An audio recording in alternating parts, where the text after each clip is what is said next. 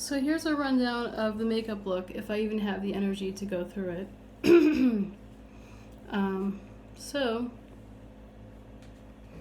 I did, of course, Tarte primer on the lid and all the way up to the brow bone and here and down here. Then I did Urban Decay Cosmic up here, here, and here. Then I did Rimmel Gold Liner here and here. Then I did a light green here and blended it up and blended it out.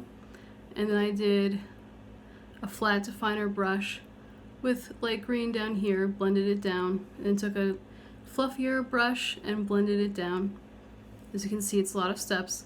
Then I took dark green and packed it just on the outer V, blended the heck out of that as well with a big fluffy brush. That's what I do most of my blending with.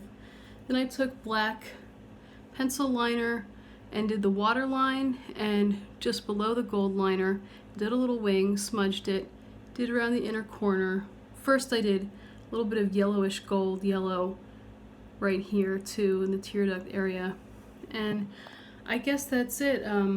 NARS Climax mascara, which is a really good mascara, and it took hours. It took hours. Just the eyes alone took an hour. It took like at least a whole CD that I was listening to, and it's just insane.